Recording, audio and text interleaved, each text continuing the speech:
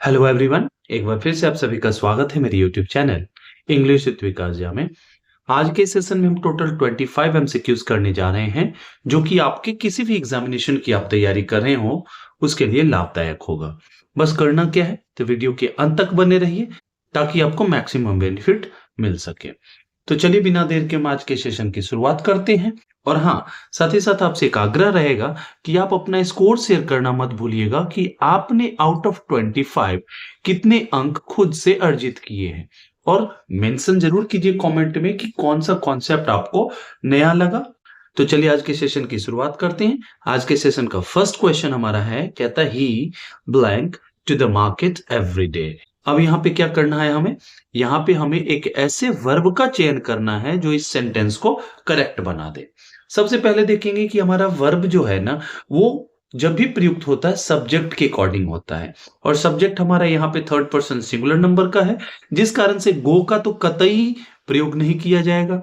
और वहीं पे बात करें ऑप्शन नंबर सी की, तो ये हमारा वर्ब का चौथा रूप है, और वर्ब का चौथा और तीसरा ये दोनों जो होते हैं ना, विदाउट ऑक्सिलियरी वर्ब प्रयुक्त नहीं होते हैं। आप अगर इन बेसिक पॉइंट्स को अगर जानते हैं तो इससे भी क्या होगा, आप इजीली आप एलिमिनेट कर सकते हैं कि कौन सा ऑप्शन नहीं होने वाला है। क्लियर है? अब बच गया हमारे सामने ऑप्शन नंबर बी, जो कि आपका करेक्ट आंसर है। लेकिन इसके साथ साथ एक कॉन्सेप्ट आप समझ लें, और क्या यहां पे देख रहे हैं, यहां पे लिखा हुआ है एवरीडे। एवरीडे कहीं ना कहीं आपको यह दर्शाता है कि भाई कोई चीज रिपीटेडली हो रही है, और रिपीटेड एक्शंस के लिए हम क्या करते हैं, प्रेजेंट इंडेफिनिट टेंस का प्रयोग करते हैं। और प्रेजेंट इंडेफिनिट टेंस के जो वर्ब फॉर्म्स होते हैं वो होता है V1 और V5। क्लियर है? अब देखेंगे थर्ड पर्सन सिंगुलर नंबर के साथ हम V5 का प्रयोग करते हैं, जिसमें कि S या ES लगा होता है, जिस कारण से हम इसका चयन करेंगे। क्लियर है? आई होप कि आपको कॉन्सेप्ट बहुत ही अच्छे तरीके से समझ में आ गया होगा। चलिए आगे बढ़ते हैं। नेक्स्ट हमारा कहता है they dash finished their homework. अब कहता है कि उन लोगों ने अपने होमवर्क को कंप्लीट कर लिया है। अब देखिए यहाँ पे हम देखेंगे कि वर्ब का थर्ड फॉर्म है। अब आप कहेंगे कि सर कैसे पता चला? देखेंगे, जब हम बात करते हैं वर्ब के सेकंड और थर्ड फॉर्म की, तो बहुत सारे ऐसे वर्ब्स होते हैं जहां पे इन दोनों में कोई डिफरेंस नहीं होता है। लेकिन हाँ, एक चीज है जो इन दोनों के बीच के डिफरेंस को क्लियर कर देता है। क्या है? That is auxiliary verb. अब देखते हैं कि वर्ब के सेकंड फॉर्म के पहले हम ऑक्सिलियरी वर्ब का प्रयोग नहीं करते हैं, और वहीं हम देखेंगे कि वर्ब के थर्ड फॉर्म के पहले ऑक्सिलियरी वर्ब का प्रयोग 100% किया जाएगा। अब देखेंगे यहाँ पे आपके जितने भी ऑप्शंस हैं ये ऑक्सिलियरी वर्ब के ऑप्शंस हैं, इट मींस कि यहाँ पे प्रयुक्त होगा। और वहीं देखेंगे कि सब्जेक्ट हमारा प्लूरल है, जिस कारण से हम हैज का प्रयोग नहीं करेंगे। इस प्रकार से ऑप्शन नंबर बी हमारे यहाँ पे सही हो जाएगा। क्लियर है? हम हैड का भी प्रयोग कर सकते हैं, ठीक है ना, ये भी सही हो सकता है, ठीक है। लेकिन नॉर्मली हम क्या करते हैं, सेंटेंस को कोशिश करते हैं प्रेजेंट में रखने की। क्यों? जब तक कि कोई ऐसा कीवर्ड या कुछ इस तरह का सेंटेंस का पैटर्न ना हो जो कि उसे पास्ट में खींच करके ले जाता हो, ठीक है ना। हालांकि यहाँ पे हैव और हैड दोनों का प्रयोग किया जाएगा, इसमें कोई दो राय नहीं है। क्लियर है? चलिए ऑप्शन नंबर चौथा तो होने से रहा, क्योंकि हमने ऊपर चर्चा की थी कि आईएनजी कभी भी अकेले प्रयुक्त नहीं होता है। क्लियर है? चलिए नेक्स्ट की ओर बढ़ते हैं। नेक्स्ट कहता है हमारा सी इज फॉन्ड डैश म्यूजिक। आपने मेरे पीछे के सेशंस देखे होंगे, उसमें हमने कई एक वर्ड किया है, फॉन्ड, फॉन्डनेस, अफ्रेड, इस तरह के जो हमारे वर्ड्स होते हैं इनके साथ फिक्स प्रीपोजिशन का प्रयोग किया जाता है। उसी में से देखेंगे फॉन्ड अपने साथ फिक्स प्रीपोजिशन ऑफ लेता है, जो कि आपके ऑप्शन नंबर ए में दिख रहा है। क्लियर है? चलिए नेक्स्ट की ओर बढ़ते हैं। नेक्स्ट हमारा कहता है the book dash on the table. अब देखेंगे यहाँ पे सब्जेक्ट जो हमारा है सिंगुलर है, और सब्जेक्ट वर्ब एग्रीमेंट का जो बेसिक रूल है क्या है कि अगर सब्जेक्ट सिंगुलर है तो हमें सिंगुलर वर्ब की आवश्यकता होगी, और यदि सब्जेक्ट प्लूरल है तो प्लूरल वर्ब की आवश्यकता होगी। हम देख रहे हैं सब्जेक्ट सिंगुलर है तो प्लूरल वर्ब कतई नहीं आएगा, अर्थात ये दो ऑप्शंस आपके छट गए। ऑप्शन नंबर ए आपका करेक्ट आंसर हो जाएगा, क्योंकि यहाँ पे बी का प्रयोग हम तब करते हैं जब आप किसी को ऑर्डर दे रहे हो, रिक्वेस्ट कर रहे हो, इन दैट केस। क्लियर है? ये वर्ब का बेस फॉर्म होता है, ये सारे के सारे वर्ब बी के ही फॉर्म है, ठीक है ना, ये बात आपको ध्यान रखना है। चलिए नेक्स्ट की ओर बढ़ते हैं। कहता है neither of the boys dash present. अब देखिए बॉयज ये आपका रियल सब्जेक्ट नहीं है, आपका रियल सब्जेक्ट है नीदर, जो कि बॉयज में से कह रहा है कि कोई भी एक नहीं। और नीदर का प्रयोग करते हैं जब आपके सामने ऑप्शन दो हो और उन दोनों में से किसी का भी आप चयन नहीं कर रहे हैं, इन दैट केस क्या करते हैं, नीदर का प्रयोग करते हैं। अब देखेंगे यहाँ पे बॉयज की संख्या 2 है। यह किससे निर्धारित हो रहा था? नीदर से, क्योंकि नीदर का प्रयोग ही करते हम 2 के लिए। और जब आपके सामने 2 से अधिक और उनमें से किसी का भी चयन नहीं करना हो तो वहां पे हम नन का प्रयोग करते हैं। ये ध्यान रखना है। और ये नीदर जो होता है ना, ये हमारा एक तरह से डिस्ट्रीब्यूटिव प्रोनाउन का कार्य कर रहा है यहाँ पे, ठीक है ना। अर्थात ये सिंगुलर हो जाएगा, डिस्ट्रीब्यूशन के साथ एक एक करके छांट रहा है। ऑप्शन 2 ऑप्शन है और दोनों को छांट रहा है एक एक करके, एक साथ नहीं, एक एक करके। अर्थात ये सिंगुलर हो गया, जिस कारण से हम क्या करेंगे? सिंगुलर वर्ब अर्थात ऑप्शन नंबर ए का चयन करेंगे। क्लियर है? चलिए नेक्स्ट की ओर बढ़ते हैं। नेक्स्ट हमारा कहता है I prefer T dash coffee. अब देखेंगे कि बहुत सारे ऐसे वर्ड्स होते हैं ना जिनके साथ हम फिक्स प्रीपोजिशन का प्रयोग करते हैं। उसमें से देखेंगे प्रीफर हो गया हमारा, जो अपने साथ फिक्स प्रीपोजिशन टू लेता है। यहां पे हम भूल करके भी देन का प्रयोग ना करें, ये देखना है आपको, ठीक है ना। इस आधार पे ऑप्शन नंबर बी यहाँ पे करेक्ट आंसर हो जाएगा।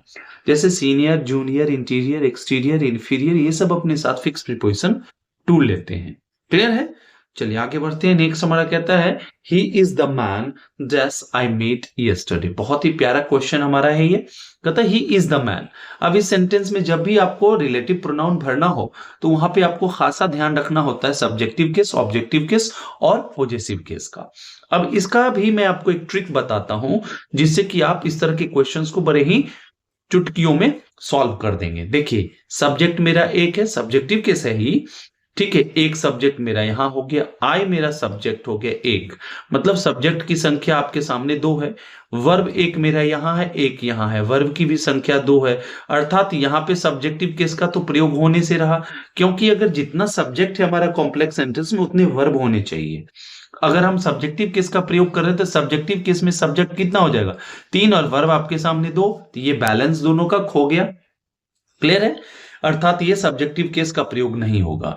और हम देखेंगे कि पॉजेसिव केस में हुज का प्रयोग किया जाता है, और जब कभी भी हुज का प्रयोग रिलेटिव प्रोनाउन में पॉजेसिव केस में किया जाए तो उसके आगे हम देखेंगे कि नाउन होगा 110%। यहां देख रहे हैं प्रोनाउन हो जाएगा, ये भी छट गया आपका, ठीक है ना। अब देखो यहां पे जो रिलेटिव प्रोनाउन है उसके पहले जो एंटीसीडेंट है इस बात का निर्धारण करेगा कि आगे हु आएगा, हुज आएगा, हुइच आएगा या हुम आएगा। अब देखिए ये नॉन लिविंग नहीं है, व्हिच का हम प्रयोग करते हैं नॉन लिविंग के लिए, तो इसलिए ये भी छट गया हमारा। अर्थात ऑप्शन नंबर ए जो है यहाँ पे करेक्ट आंसर हो जाएगा। अब देखेंगे कि क्यों। अब कहते हैं he is the man whom I met yesterday. I met, मैं मिला, किससे मिला? उस आदमी से मिला, मिला जिससे वो आपका ऑब्जेक्ट हो जाएगा, इसलिए ऑब्जेक्टिव केस में आपको रखने की आवश्यकता है। क्लियर है? चलिए आगे बढ़ते हैं। नेक्स्ट हमारा कहता है dash you like to have some coffee. जब आप किसी से कुछ पूछते हो उसके चॉइस को लेकर के, तो वहां पे क्या करते हैं? वुड का प्रयोग इन जनरल हम करते हैं, ठीक है ना। जब किसी व्यक्ति से आपको कुछ चॉइस पूछना हो, वुड यू लाइक टी और coffee, would you like to have some coffee, इस तरह से तो हम वुड का प्रयोग करते हैं। क्लियर है? अर्थात आपका ऑप्शन नंबर ए जो है यहाँ पे करेक्ट आंसर हो जाएगा। चलिए आगे बढ़ते हैं। नेक्स्ट कहता है the sun dash in the east. यह तो बहुत ही इजी क्वेश्चन है। कहेंगे कैसे? क्योंकि ये एक यूनिवर्सल ट्रूथ की बात कर रहा है, और हम सबको पता है कि यूनिवर्सल ट्रूथ की जो बात होती है उसे हम प्रेजेंट इंडेफिनिट टेंस में फॉर्मुलेट करते हैं। और प्रेजेंट इंडेफिनिट टेंस का जो हमारा वर्ब फॉर्म होता है वो होता है V1 या V5। और हम जानते हैं कि सन जो यहाँ पे सिंगुलर नाउन के रूप में कार्य कर रहा है, अर्थात सब्जेक्ट सिंगुलर, तो उसके साथ हम वर्ब का फिफ्थ फॉर्म प्रयोग में लाते हैं, जो कि आपके ऑप्शन नंबर बी में मौजूद है। क्लियर है? चलिए नेक्स्ट की ओर बढ़ते हैं। कहता है see dash in this school since 2020। कहता है कि वह विश्वविद्यालय में 2020 से पढ़ रही है, मतलब 2020 में उसका पढ़ना प्रारंभ हुआ। Means there is a specific timeline. यहाँ पे देखेंगे कि स्पेसिफिक टाइमलाइन है जिसके कारण से हम सिंस देख रहे हैं यहाँ पे। क्लियर है? और उस समय से लेकर के आज तक अभी वो पढ़ ही रही है, और जिस समय बोला जा रहा है उस समय देखेंगे उससे पहले, मतलब 2020 से बोलते समय तक ये जो एक्शन है 100% डन है, जिस कारण से यहाँ पे देखेंगे परफेक्ट टेंस का निर्माण होगा। और आगे काम जारी है, इसलिए कॉन्टिन्यूअस, मतलब परफेक्ट और कॉन्टिन्यूअस दोनों की कॉम्बिनेशन का हम यहाँ पे यूज करेंगे। और परफेक्ट कॉन्टिन्यूअस में क्या हो जाता है? हैज या हैव या हैड प्लस हम देखेंगे कि बीन आ जाएगा वर्ब का थर्ड फॉर्म, तो परफेक्ट बना दिया, और प्लस वर्ब का चौथा रूप। क्लियर है? अब देखेंगे कि किस स्ट्रक्चर में ये चीज आपको दिख रहा है। यहां तो नहीं दिख रहा है, यहां नहीं दिख रहा है, यहां नहीं दिख रहा है, अर्थात ऑप्शन नंबर डी जो है यहाँ पे करेक्ट आंसर हो जाएगा। क्लियर है? चलिए नेक्स्ट हमारा कहता है I saw a dash of cows grazing. मैंने देखा, किसे चढ़ते हुए देखा? तो गायों के समूह को। अब देखेंगे कि गायों के समूह को हम क्या बोलते हैं, तो हम गायों के समूह को क्या बोलते हैं? हर्ड बोलते हैं। ये ध्यान रखना, जितने भी कैटल हैं, cattle itself is a collective noun, ठीक है ना। तो जो हमारे जो माल मवेशी होते हैं उनको हम एक शब्द में क्या बोलते हैं? कैटल बोल देते हैं। क्लियर है?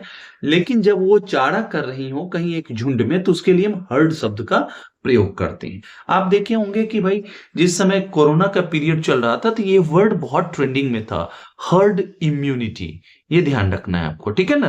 तो इस तरह से आप वर्ड्स को सीख सकते हैं, उसका यूज कर सकते हैं डेली लाइफ में, और जैसे यूज में लाएंगे आप तो चीजें आसान हो जाएंगी उसको समझने में, और एग्जाम में आप इजी उसे कर सकते हैं। चलिए नेक्स्ट की ओर बढ़ते हैं। नेक्स्ट हमारा कहता है the train had already dash the station. अब देखिए यहाँ पे वर्ब का हमारा सेकेंड फॉर्म है जो कि प्रयुक्त होता है पास्ट के लिए, और हैज या हैव या हैड ये मूलतः क्या करते हैं? या तो परफेक्ट या परफेक्ट कॉन्टिन्यूअस टेंस का निर्माण करते हैं। अगर इनका हम प्रयोग करते हैं परफेक्ट के या परफेक्ट कॉन्टिन्यूअस के लिए, तो इनके आगे हम वर्ब के थर्ड फॉर्म का प्रयोग करते हैं। इस आधार पे आपका ऑप्शन नंबर बी हो जाएगा। और एक यूज होता है जब इनका प्रयोग हम करते हैं पोजीशन दर्शाने के लिए, तो पोजीशन दर्शाने के सेंस में इनके आगे हम नाउन का प्रयोग करते हैं। जैसे मैंने बोला सी हैड अ कार, तो हम देख रहे हैं कि हैड का यहां प्रयोग किया जा रहा है पोजीशन को दर्शाने के लिए, जिस कारण से आगे नाउन का प्रयोग किया गया है। क्लियर है? हर एक कॉन्सेप्ट को आप समझते चलेंगे, जो भी नया लगे उसे नोट डाउन जरूर करिए ताकि आप जब भी दोबारा कभी उसका रिवीजन कर पाए। क्लियर है? चलिए आगे बढ़ते हैं। नेक्स्ट हमारा कहता है ही अपोलोजाइज्ड डैश बीइंग लेट। अब देखेंगे कि अपोलोजाइज जो वर्ड है ना, इसका मतलब होता है माफी मांगना, क्षमा मांगना, ठीक है ना। ये अपने साथ दो तरह के प्रीपोजिशन को लेता है, एक तो होता है टू, एक लेता है फॉर। टू का प्रयोग करते हैं जब आगे आप दिखा रहे हो कि आप अपोलॉजी मांग रहे हो किसी व्यक्ति से, तो अपोलोजाइज टू अ पर्सन। लेकिन जब आप किसी चीज के लिए, अपने मिसबिहेवियर के लिए, अपने रूड बिहेवियर के लिए, या किसी कारण के लिए आप अपॉलजी मांग रहे हो, इन दैट केस क्या करते हैं? फॉर का प्रयोग करते हैं। क्लियर है? अर्थात यहां पे जो आपके ऑप्शंस हैं उसमें से ऑप्शन नंबर सी जो है करेक्ट हो जाएगा। क्लियर है? चलिए आगे बढ़ते हैं। नेक्स्ट हमारा कहता है she is dash than her sister. अब देखिए यहां पे देन आपका क्या है? देन आपका एक कीवर्ड हो गया जिसका प्रयोग करते हैं कंपैरेटिव डिग्री के एडजेक्टिव या एडवर्ब के बाद। क्लियर है? अर्थात यहां जो हमारा एडजेक्टिव आने वाला है वो किस फॉर्म में आएगा? तो वो आएगा कंपैरेटिव डिग्री में। ये हमारा पॉजिटिव डिग्री है, ये हमारा सुपरलेटिव डिग्री है, और मोस्ट ऑल का तो यहां देखेंगे कि मीनिंग ही नहीं बन रहा है, जिस कारण से आपका ऑप्शन नंबर बी जो है करेक्ट आंसर हो जाएगा। मेरा एक पिछला वीडियो है जिसको आप जाकर के देख सकते हो, जिसमें कि मैंने बात की है 11 रूल्स की, एडजेक्टिव से जुड़े हुए, डिग्रीज ऑफ कंपैरिजन से जुड़े हुए 11 रूल्स की बात की है। You can go there and find that video and you will learn a lot. ठीक है, तो चलिए आगे बढ़ते हैं। नेक्स्ट हमारा कहता है this is the boy dash won the race. अब देखिए यहां पे फिर आपको क्या करना है? रिलेटिव प्रोनाउन का प्रयोग करना है। अब कहता है यह वही लड़का है जिसने क्या जीता है? इस रेस को जीता है। अब यहां पे क्या करेंगे? मैंने आपको बताया था कि ह्यूज का अगर प्रयोग करना है तो आगे नाउन आएगा, नाउन है नहीं, डायरेक्ट वर्ब है। अब देखेंगे इसको ऐसे समझिए, ठीक है, दिस इज द बॉय, ठीक है ना। दिस के साथ हम देख रहे हैं हिज है, मतलब सब्जेक्ट है, उसका अपना वर्ब है। यहां वर्ब है, इसका सब्जेक्ट कहां गया? तो हमें किस चीज की आवश्यकता पड़ेगी? सब्जेक्ट की। अर्थात हम देखेंगे सब्जेक्टिव केस में ऑप्शन नंबर बी जो है यहां पे मौजूद है, ठीक है ना। हु अगर कर दिया, ये इसका एंटीसीडेंट कहलाता है। एंटीसीडेंट का अपना कोई क्या नहीं होता है, ना कोई नंबर होता है, ना ही उसका कोई केस होता है। उसका नंबर या केस कौन निर्धारित करता है? तो उसके आगे आने वाला रिलेटिव प्रोनाउन। क्लियर है? चलिए नेक्स्ट हमारा कहता है the cake was distributed dash the two boys. अब देखिए यहां पे कहा जा रहा है कि केक को बांटा जा रहा है, और बांटा कितने लड़कों में जा रहा है, तो 2 लड़कों में जा रहा है। अब देखिए 2 के बीच में जब बांटना हो तो वहां पे हम क्या करते हैं, बिटवीन का प्रयोग करते हैं। लेकिन जब 2 से अधिक के बीच किसी चीज का बंटवारा किया जाए, इन दैट केस क्या करेंगे, हम अमंग का प्रयोग करेंगे। तो यहां किसका प्रयोग होगा, बिटवीन का प्रयोग होगा। क्लियर है। चलिए आगे बढ़ते हैं। नेक्स्ट हमारा कहता है everyone dash present in the meeting. अब यहां पे देखेंगे कि वॉज का प्रयोग होगा वर, आर या हैव का, ये चीज देखना है आपको। एवरीवन क्या लगा हुआ है अंत में, वन, ये हमारा इंडिफिनिट प्रोनाउन का एक टाइप है। everyone, everything, no one, nothing, someone, something, everybody, nobody, ये बॉडी, वन और थिंग से जो लास्ट होने वाले हमारे जो प्रोनाउंस होते हैं, ये हमारे इंडिफिनिट प्रोनाउंस होते हैं और ये हमेशा सिंगुलर वे में प्रयुक्त होते हैं, सिर्फ एक स्थिति को छोड़ करके। जब इनका क्वेश्चन टैग आप बनाते हैं ना, तो क्वेश्चन टैग में इनके लिए सब्जेक्ट दे का प्रयोग होता है, ये ध्यान रखना है। क्लियर है। चलिए नेक्स्ट हमारा कहता है we should never make dash noise, हमें शोर शराबा नहीं करना चाहिए। अब यहां पे देखेंगे कि किस तरह के आर्टिकल का प्रयोग होगा, ए, एन, द या किसी भी प्रकार के आर्टिकल का प्रयोग नहीं होगा। अब देखेंगे कि यहां पे हमारा एक फ्रेज है make a noise, make a noise. अब ये हमारा जो है यहां पर ना फिक्स्ड क्या है, आर्टिकल ए का प्रयोग किया जाता है, अर्थात ऑप्शन नंबर ए जो है यहां पे करेक्ट आंसर हो जाएगा। क्लियर है। चलिए आगे बढ़ते हैं। कहता है the dash of the story was surprising, बहुत ही बेहतरीन क्वेश्चन है। अब इस चीज को समझेंगे कि कैसे। एंड देखेंगे, एंड नाउन के रूप में भी प्रयुक्त होता है और वर्ब के रूप में भी होता है। लेकिन जब कभी भी हम किसी वर्ब का चयन करते हैं एक नाउन के रूप में या वर्ब का प्रयोग करते हैं एक नाउन के रूप में, तो वहां पे हम नॉर्मली देखेंगे कि 2 फॉर्म का प्रयोग किया जाता है। एक होता है हमारा इन्फिनिटिव मतलब 2 + V1 का प्रयोग, और एक होता है हमारा जेरंड जो होता है हमारा वर्ब का चौथा रूप। ये ध्यान रखना है आपको। क्लियर है। अब देखिए ये हमारा इन्फिनिटिव हो जाएगा। क्लियर है, ध्यान देंगे। अब देखिए यहां तो क्या आना चाहिए, 2 + V1, और जब 2 + V1 प्रयुक्त होता है तो इसके पहले किसी भी रूप में हम आर्टिकल का प्रयोग नहीं करते हैं। और यहां देखने को मिल रहा है क्या, द। इसका सिंपल मतलब है कि 2 + V1 या V1 हमारा काम नहीं करेगा। क्लियर है। ये वर्ब का चौथा रूप है, ये तो वर्ब के रूप में ही सिर्फ काम करता है। एंडेड है हमारा, ये या तो वर्ब के रूप में काम करेगा या हमारा एडजेक्टिव के रूप में काम करेगा। और ये जगह किसका है, नाउन का जगह है। तो नाउन का बचा कौन सा, आईएनजी फॉर्म जेरंड, जो कि आपका करेक्ट हो जाएगा। क्लियर है। चलिए आगे बढ़ते हैं। नेक्स्ट हमारा कहता है ही डैश रीडिंग नॉवेल्स। अब देखिए यहां पे क्या करना है, आपको एक ऐसे वर्ब का चयन करना है जो सेंटेंस को कंप्लीट बना दे, मीनिंगफुल बना दे। क्लियर है। लाइक तो होने से रहा, क्योंकि ही के साथ हम वर्ब के 5वें फॉर्म का प्रयोग करते हैं, पहले का नहीं करते हैं, अर्थात आपका ऑप्शन नंबर बी जो है यहाँ पे करेक्ट आंसर हो जाएगा। क्यों, क्योंकि वर्ब का चौथा रूप अकेले प्रयुक्त नहीं होता, इसके पहले आपको कोई ना कोई हेल्पिंग वर्ब लगाना पड़ेगा। ठीक है। यहां पे आप लाइक्ड का भी प्रयोग कर सकते हैं पास्ट इंडिफिनिट टेंस में, ठीक है ना, तो ये भी किया जा सकता है, इस बात का आप ध्यान रखेंगे। कोई दिक्कत नहीं ना। चलिए आगे बढ़ते हैं। नेक्स्ट हमारा कहता है डैश बुक इज दिस। अब यहां पूछा जा रहा है कि यह किताब किसकी है। हु का तो नहीं प्रयोग करेंगे, क्योंकि अगर हु आप प्रयोग में ला रहे हैं यहां पे तो देखेंगे ये हमारा प्रोनाउन हो गया, ये हमारा नाउन हो गया। ठीक है ना, ये हमारा इंट्रोगेटिव प्रोनाउन हो गया जो क्वेश्चन पूछ रहा है कि कौन, और बुक भी है। तो नाउन और प्रोनाउन एक दूसरे के दुश्मन होते हैं, एक जगह पे एक चीज के लिए प्रयुक्त नहीं होते हैं, जिसके कारण से ये आपका खत्म हो गया। ठीक है ना। अब हुम का प्रयोग करते हैं ऑब्जेक्टिव केस में, ये जगह है वर्ब से पहले का सब्जेक्ट का सब्जेक्टिव केस में होगा। ठीक है ना, ये ऑब्जेक्टिव केस में ये भी खत्म हो गया, अर्थात आप देखेंगे कि ऑप्शन नंबर बी यहाँ पे करेक्ट हो जाएगा। क्लियर है। आप देखेंगे कि क्यों, हुज का प्रयोग करते हैं पॉजेसिव केस में किसी भी चीज से संबंध को दर्शाने के लिए या स्वामित्व को बताने के लिए। इसके आगे नाउन की आवश्यकता होती है, तो नाउन बुक है भी। क्लियर है। और ये हुज जो है ना, ये कॉन्ट्रैक्शन है। कॉन्ट्रैक्शन किसका है, कॉन्ट्रैक्शन मतलब शॉर्ट फॉर्म, हु इज का हो सकता है, हु हैज का हो सकता है। क्लियर है। ये जब हम सेंटेंस बनाते हैं तो वहां पे सेंटेंस के स्ट्रक्चर से निर्धारित होता है कि हु इज है या हु हैज है। ठीक है।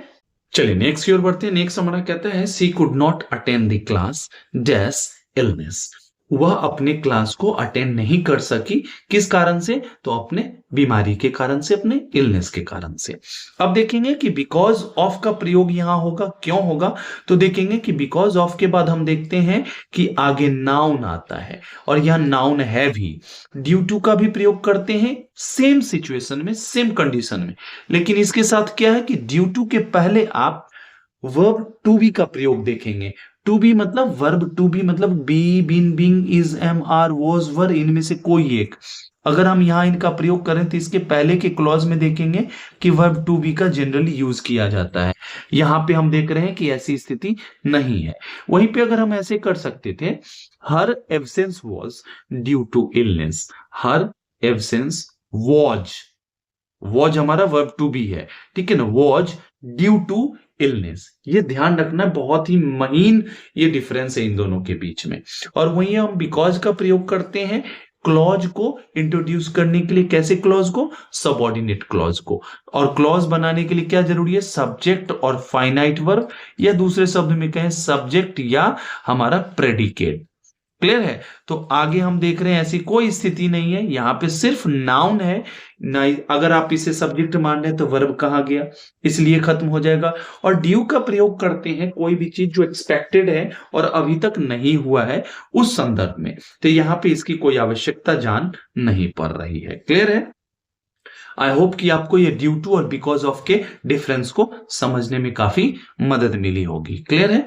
चलिए आगे बढ़ते हैं। नेक्स्ट हमारा कहता है it is high time you dash to bed.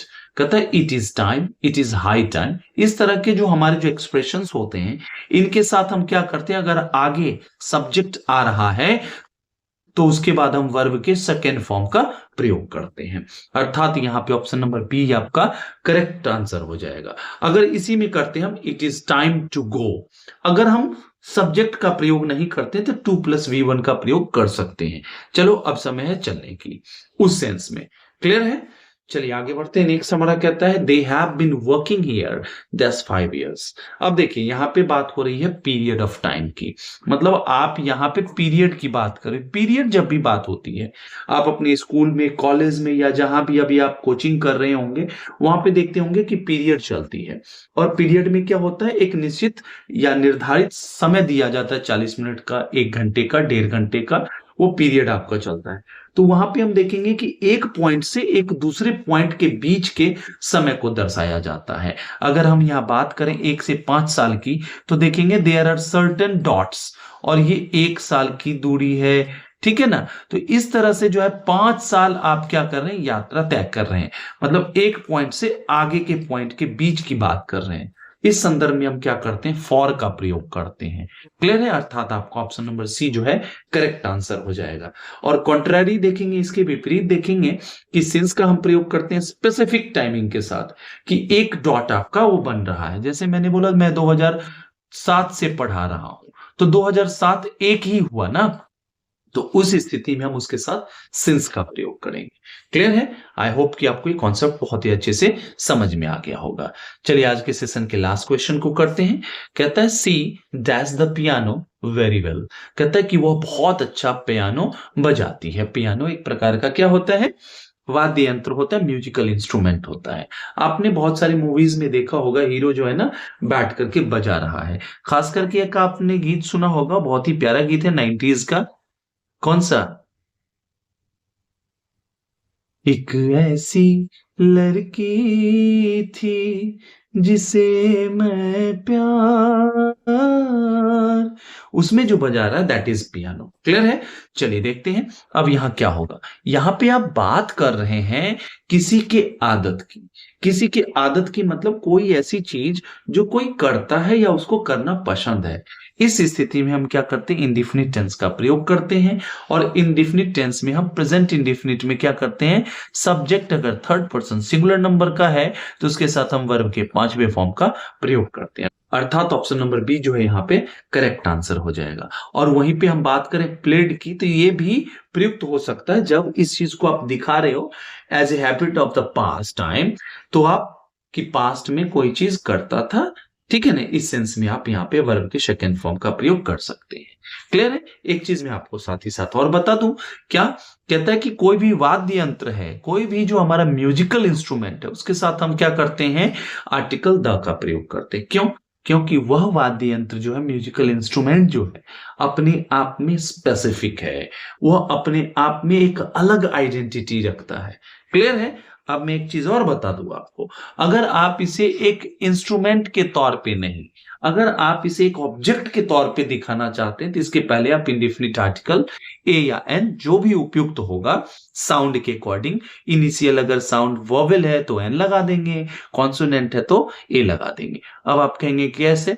मैं किसी को पॉइंट आउट कर रहा हूँ किसी भी वस्तु को और बोल रहा हूँ कि दिस इज अ पियानो, तब मैं वहां पे बजाने की बात नहीं कर रहा हूं, वहां पे मैं उसे एक इंस्ट्रूमेंट के रूप में नहीं दर्शा रहा हूं, बल्कि मैं उसे किस चीज के रूप में बता रहा हूं? एक ऑब्जेक्ट के रूप में। ठीक है ना? उस स्थिति में उसके पहले हम ए या एन का प्रयोग कर सकते हैं, जो भी उपयुक्त हो साउंड के अकॉर्डिंग। क्लियर है? आई होप कि आपको ये सेशन बहुत ही मजेदार लगा होगा, आपके बहुत सारे डाउट्स क्लियर हुए होंगे। अगर ऐसा है तो बस अपना प्यार बनाए रखिए, मुस्कुराते रहिए, हंसते रहिए, खेलते रहिए, अपनी सफलता को सुनिश्चित करते रहिए। चलिए, till the time we meet next, happy learning and keep evolving. Thank you so much.